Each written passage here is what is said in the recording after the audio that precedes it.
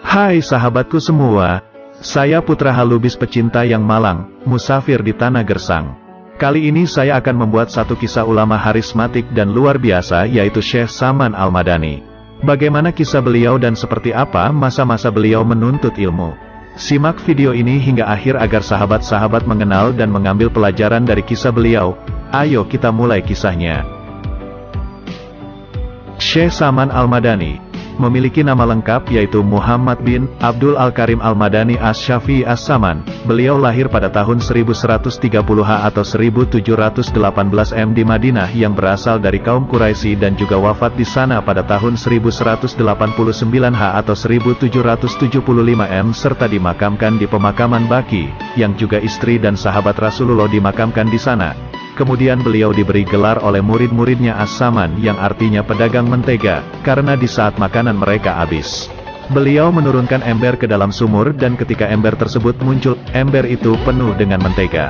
Adapun gelar-gelar yang pernah beliau dapatkan antara lain Al-Wali Al-Kamil Mukamil, seorang wali yang sempurna lagi disempurnakan, Hatam Ahl Al-Irfan, penutup para ahli marifat, Al-Arif Billah, orang yang kenal dengan Allah, dan lain sebagainya.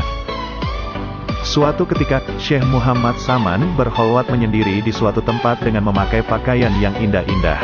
Pada waktu itu, datang Syekh Abdul Qadir Jailani yang membawakan pakaian jubah putih. Ini pakaian yang cocok untukmu. Ia kemudian memerintahkan Syekh Muhammad Saman agar melepas pakaiannya dan mengenakan jubah putih yang dibawanya. Konon, Syekh Muhammad Saman menutup-nutupi ilmunya sampai datanglah perintah dari Rasulullah SAW untuk menyebarkannya kepada penduduk kota Madinah. Murid-murid beliau dari Indonesia, Qut zaman Syekh Muhammad Arsyad Al-Banjari, Kutub Maktum. Syekh Abul Abbas Ahmad At-Tijani, pendiri Tarekat Tijani. Al-Kutub Syekh Abdul Samad Al-Palimbani. Al-Kutub Syekh Abdul Wahab Bugis, menantu Syekh Arsyad Al-Banjari. Al-Kutub Syekh Abdurrahman Al-Batawi, kakek mufti Betawi dari pihak Ibu Habib Usman Betawi. Al-Kutub Syekh Daud Al-Fatani, dan lain-lain. Sebagian dari perkataan Sayyidi Syekh Saman Al-Madani, barang siapa membaca Allahumma gfirli umati Sayyidina Muhammad, Allahumma arham umata Sayyidina Muhammad, Allahumma astur umata Sayyidina Muhammad, Allahumma asbe umata Sayyidina Muhammad, 4 kali sesudah sholat subuh sebelum berkata, urusan dunia halnya dia istiqomah adalah dia menempati martabat fadilah kutub. Apabila Allah tidak mengkehendaki kita lagi, Allah akan sibukkan kita dengan urusan dunia. Allah akan sibukkan kita dengan urusan anak-anak.